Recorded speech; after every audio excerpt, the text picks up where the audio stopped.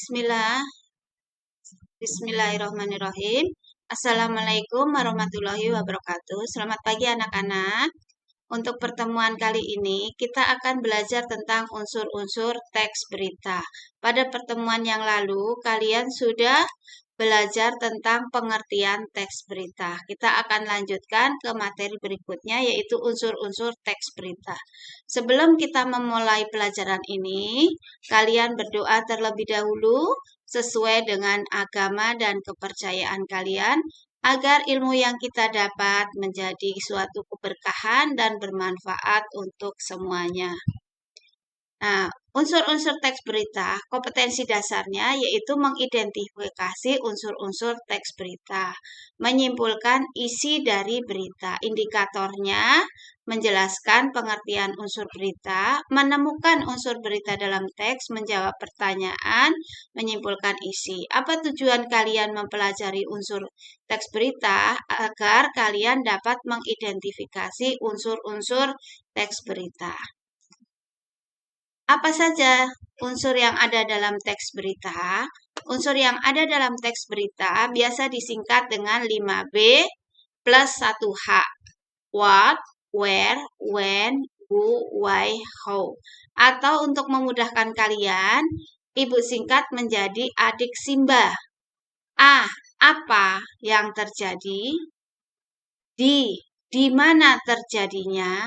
K. Kapan terjadinya? C. Siapa yang terlibat dalam peristiwa itu? M.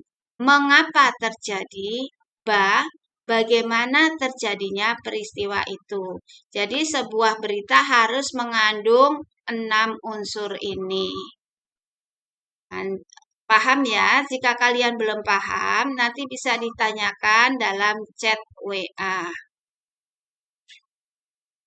Nah, ini adalah contoh dari unsur-unsur berita. Contoh berita yang mengandung unsur-unsur berita. Ini kalian bisa baca 10 hari menjelang Lebaran, Sabtu 15 November, Pelabuhan Penyeberangan Merak mulai dipadati truk. Truk-truk tersebut mengangkut barang non-9 bahan pokok.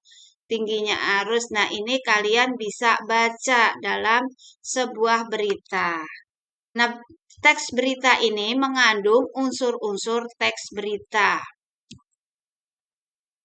Unsur-unsur yang terkandung dalam teks berita tadi, yang pertama yaitu peristiwa apa? Apa yang terjadi?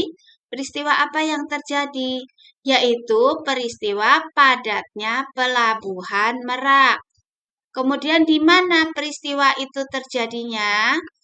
Terjadinya di Pelabuhan Penyeberangan Merak. Kapan terjadinya?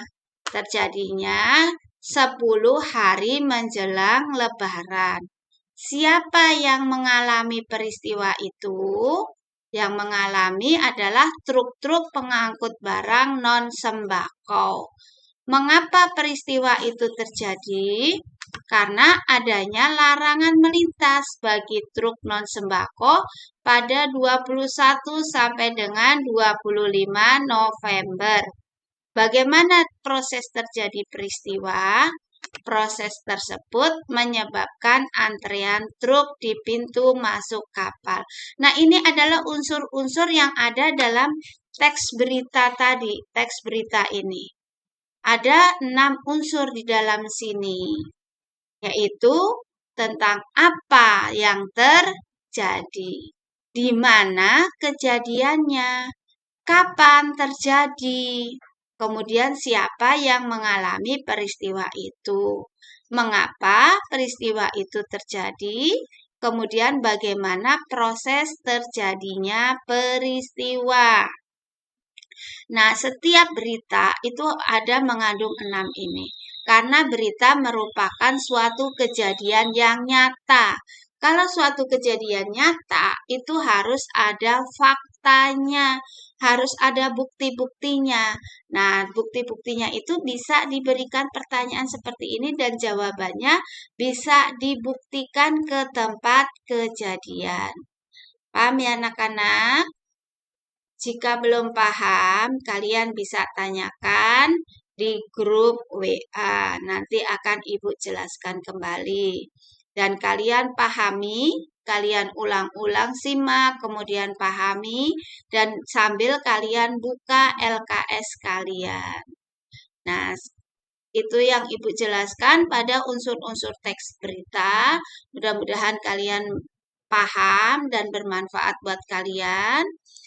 Selamat belajar, tetap di rumah, jaga kesehatan dengan mematuhi protokol kesehatan.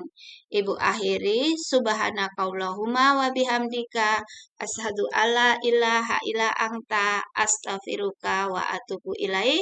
Wassalamualaikum.